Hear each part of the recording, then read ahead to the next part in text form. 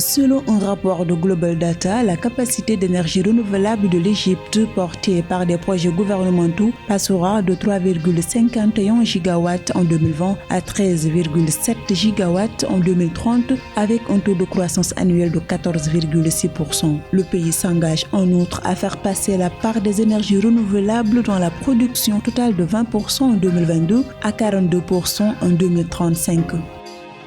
Le gouvernement de la République démocratique du Congo, à travers sa loi de finances 2022, table sur un budget de 10,3 milliards de dollars, soit une hausse de 41,5% par rapport au budget de 2021. Cette loi de finances devra répondre aux préoccupations majeures de la population selon le gouvernement. Les fintechs africaines ont mobilisé un financement d'1,44 milliard de dollars depuis le début de cette année. Ces entreprises offrent de multiples services financiers essentiels du paiement, mais également des crédits, de l'épargne, de l'assurance, des services d'évaluation de risques et autres.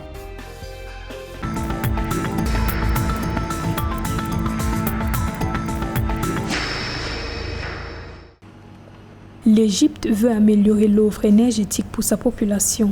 Selon un rapport de Global Data, la capacité d'énergie renouvelable du pays, portée par des projets gouvernementaux, passera de 3,51 gigawatts en 2020 à 13,7 gigawatts en 2030, avec un taux de croissance annuel de 14,6%. Une amélioration qui sera soutenue par l'énergie solaire photovoltaïque et l'éolien, qui domineront le marché durant la décennie en cours.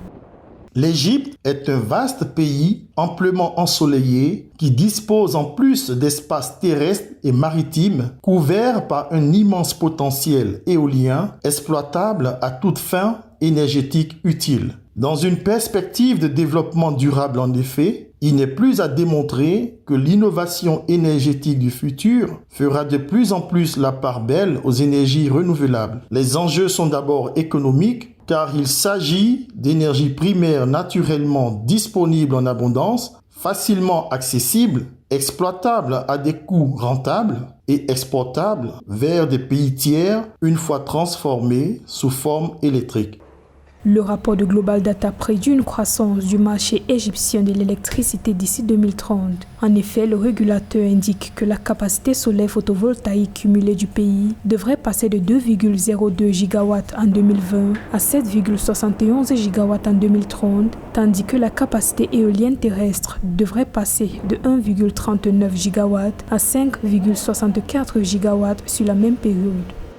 L'Égypte entend bien, par ce plan stratégique de diversification de son offre énergétique, apporter pour sa part une réponse pratique pour solutionner l'un des paradoxes énergétiques qui affectent le continent, à savoir que les ressources énergétiques naturelles et renouvelables dont est immensement dotée l'Afrique sont insuffisamment exploitées. Les objectifs de croissance énergétique de l'Égypte sont donc tout à fait réalistes à encourager, et ce, dans la mesure où les compétences humaines pour accompagner et réaliser ce type de projet d'envergure sont bien présentes.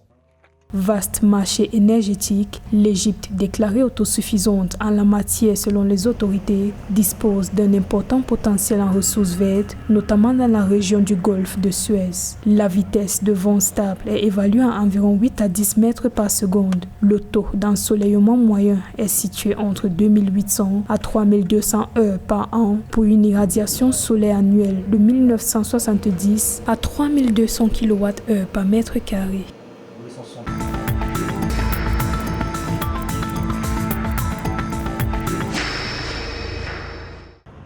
Le budget 2022 de l'État de la République démocratique du Congo devrait s'accroître de 41,5% par rapport au budget en cours. Le gouvernement a, à cet effet, adopté un avant-projet de loi de finances qui s'équilibre en recettes et en dépenses à 10,3 milliards de dollars. Dans ce budget, les secteurs prioritaires sont ceux liés à la sécurité, au social, à l'agriculture, au développement rural, à l'industrie et aux infrastructures, entre autres. En outre, la mobilisation accrue des recettes est l'une des priorités du gouvernement avec un programme qui coûtera annuellement 12 milliards de dollars.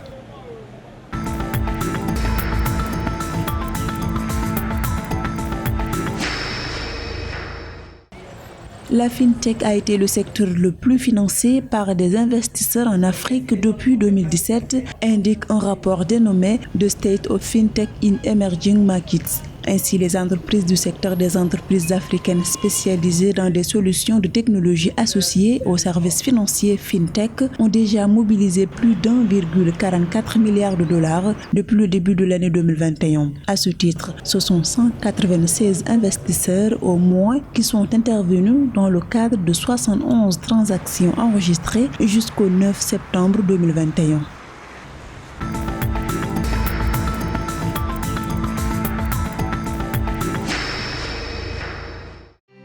À travers une opération sur le marché international des capitaux, Mauritius Capital Bank, la première banque active sur l'île Maurice, a levé un montant d'1 milliard de dollars. L'entreprise financière mauricienne éprouvait des besoins de financement d'un montant de 600 millions de dollars, mais a reçu une adhésion des investisseurs qui s'est traduite par une souscription de 2,78 fois le montant souhaité. C'est avec ces fonds mobilisés que Mauritius Commercial Bank espère refinancer un précédent emprunt de 800 millions de dollars contracté en mars 2019.